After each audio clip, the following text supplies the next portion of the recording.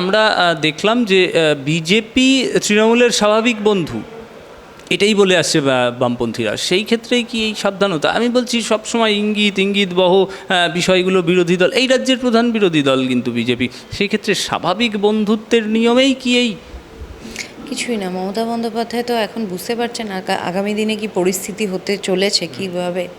তো উনি কোথাও একটা মনে করছেন যে এই যে যেগুলো উনি আজকে বলে দিয়েছেন, কালকে বিকালবেলা এই সময় তুমি এখন কটা বাজে 8:45, কালকে রাত্রিবেলা 8:45টার সময় তুমি একটা জিনিস দেখো, যদি এক্সিট পোলে যেরকম আসছে বিজেপি যদি ভোট পার্সেন্টেজ এখানে বাড়াতে পারে, বিজেপির সিট সংখ্যা যদি বাড়তে পারে, এই মমতা বন্দ্যোপাধ্যায় সবার আগে আসবেন, এসে কিন্তু প্রেস কনফারেন্স করে বলবেন দেখেছিলেন অমুক দিন আমি বলে দিয়েছিলাম, ওরা ওই রকম করেছে। এখনও তো মানে মাঝে মাঝেই তো উনি স্বপ্নে দেখেন ওনার বাড়ির কারেন্ট অফ হয়ে গেছে, রাত্রিবেলা স্বপ্নে দেখেন আর দিনের বেলা বলতে শুরু করেন নন্দীগ্রামে আমার ভোটের সময় কারেন্ট অফ করিয়ে দিয়েছিল শুভেন্দু অধিকারী। তো সেরকম আবার কিন্তু উনি নিজেকে এই কিছু উনি কিন্তু মেন্টালি একটা প্রিপারেশন অলরেডি এখন থেকে নিতে শুরু করেছেন যে কোনভাবে কীভাবে বলতে পারবে। তুমি কি জিজ্ঞেস করছো, আমি কি বলছি, মানুষ কি ভাবছে, তার থেকেও অনেক বেশি রাজনীতিটা মমতা বন্দ্যোপাধ্যায় বোঝেন। উনি ঠিক ভালো মতোই জানেন কোন স্টেজে দাঁড়িয়ে কোন অ্যাঙ্গেলে দাঁড়িয়ে কি বললে মানুষের কাছে কি বার্তা যাবে, বা পরে যদি এটা অন্যরকম কিছু হয় সেটার পরিপ্রেক্ষিতে আমি কি বলতে পারবো, সব কিছু ক্যালকুলেটেড। উনি ওইভাবেই কিন্তু কথা বলেন। একেবারেই তো তাই আমরা দেখলাম। আমি প্রসঙ্গটা শুরু করার আগে একটা ছোট্ট টপিক দিয়ে শুরু হলো, নাম উঠে এলো সোনিয়া গান্ধীর। আমি বলছিলাম এখনও কোথায় যেন সভাপতি, কংগ্রেস সভাপতি রাহুল গান্ধী এত নেতৃত্ব থাকতেই বারবার ওই আবার আসরে নামতে হচ্ছে সোনিয়া গান্ধী।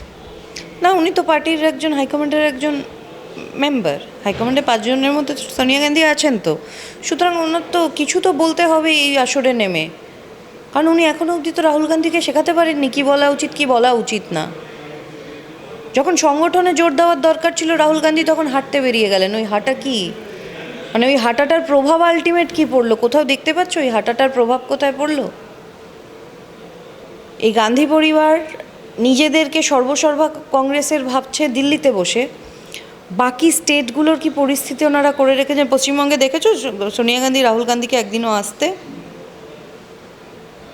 এখানে জোট হচ্ছে বাম আর কংগ্রেসের, তৃণমূলের বিরুদ্ধে।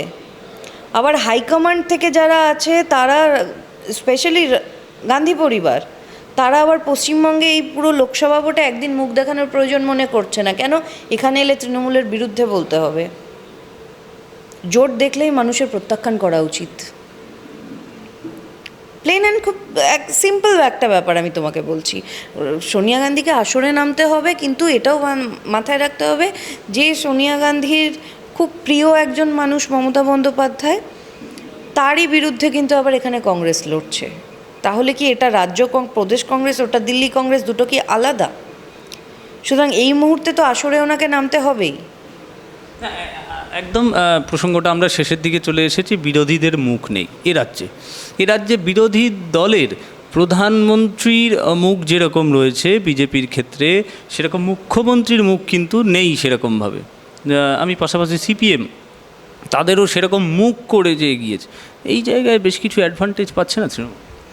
দেখো, আমি একটা কথা বলছি, 2026-এ যে মমতা বন্দ্যোপাধ্যায় তৃণমূলের মুখ্যমন্ত্রীর মুখ হবে এটা তো নাও হতে পারে। ইকুয়েশন তো অনেক কিছু চেঞ্জ হতে পারে। এখনও সেরকম সম্ভাবনা,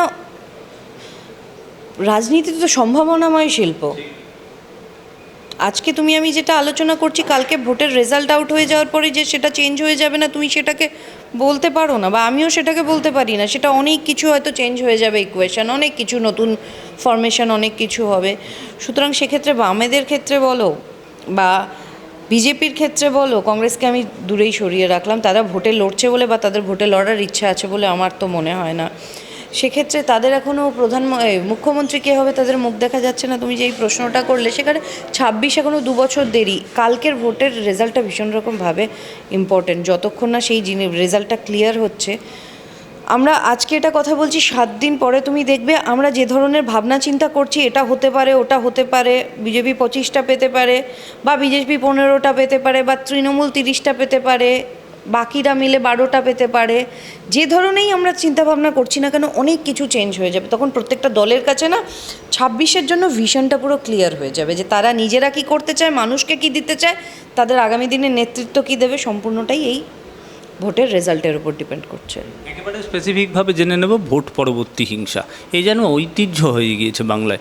ভোটের পর একেবারে হামলা, তারপরে রেজাল্ট বেরোনোর পর আরেকটা হামলা, এবং ভোটের আগের দিনের হামলা। আমি বলছি ভোট পরবর্তী হামলার যদি অংশটা দেখি, ভোট পরবর্তী হিংসা তো বাংলায় ঐতিহ্য, এবারও তার ব্যতিক্রম হলো না। আমি বলছি কোন পথে হাঁটলে যে এই ভোট পরবর্তী হিংসাটা অন্তত বন্ধ করা? আমি আজকে যদি কাউকে একটা অন্য রাজ্যে যেমনটা দেখা যায়, আমি আজকে যদি কাউকে দিনের পর দিন চড় মেরে যাই, কাল যখন তার সময় হবে, সে তো আমায় আরতির থালা নিয়ে এসে আমার জন্য দাঁড়িয়ে থাকবে না। এটা তো খুব স্বাভাবিক ব্যাপার।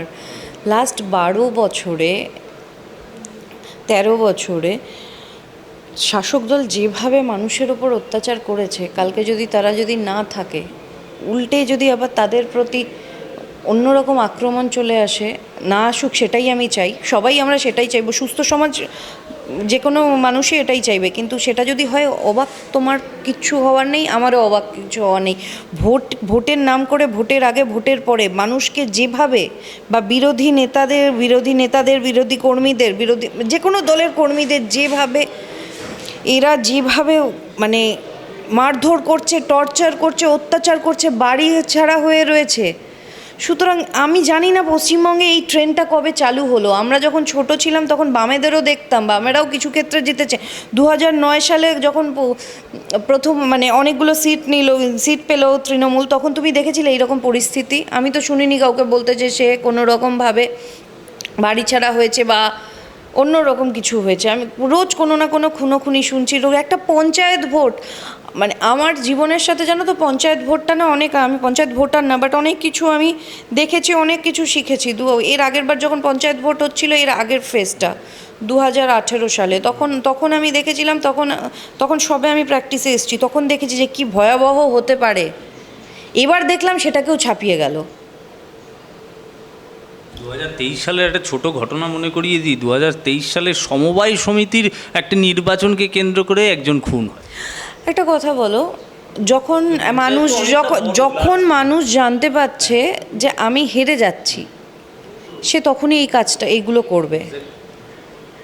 মানুষের সমর্থন আমার সাথে নেই। আজকে দেখলাম একটা আনন্দবাজারের ফ্রন্ট পেজে আমি দেখলাম যে মানুষ আমাকে ভোট দেয়নি, এটা আমি মানবো না। মমতা বন্দ্যোপাধ্যায় নাকি কালকে এক্সিট পোল দেখেই কথাটা বলেছেন যে আমি এটা মানবো না, মানুষ আমাকে ভোট দেয়নি।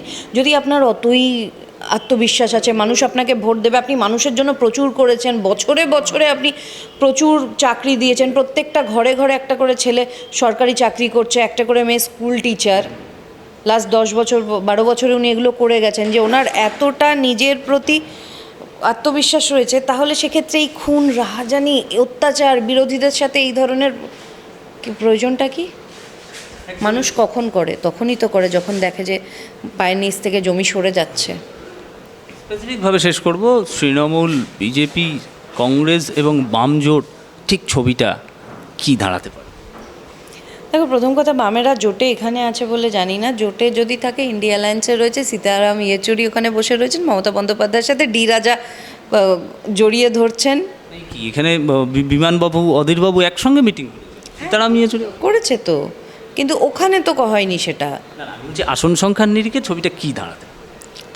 দেখো, আসন সংখ্যার নিরিখে আমাকে যদি তুমি জিজ্ঞেস করো পার্সোনালি আমি কী মনে করি, কোন কোন জায়গাগুলোর ক্ষেত্রে কাদের এগিয়ে থাকা উচিত, কারা জিততে পারে, সেক্ষেত্রে আমি তোমাকে বলবো কংগ্রেস যে জায়গাটায় ছিল, মালদাতে, বহরমপুরে, এই দুটো জায়গায় হয়তো কংগ্রেসেরই থাকবে।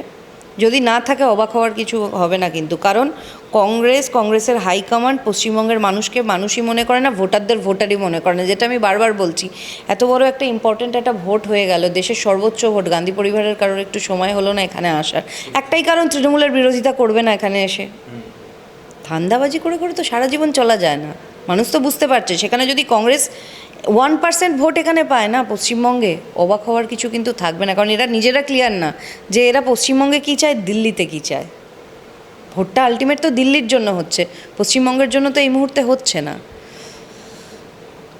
বিজেপি আগেরবার যে ফলাফল করেছিল তার থেকে তাদের ভোট পার্সেন্টেজও বাড়বে, তাদের সিট সংখ্যাও বাড়বে, কিন্তু কমবে না। কারণ মানুষ আস্তে আস্তে বিজেপির ওপর ভরসা আবার রাখছে। যে 10 বছর আগে 2014 সালে বিজেপির এখন যে ভোটের সংখ্যা ছিল পশ্চিমবঙ্গে, তার থেকে কিন্তু ভোট পার্সেন্টেজ আমরা দেখেছি প্রত্যেকটা নির্বাচন গেছে সাথে সাথে বেড়েছে, কমেনি।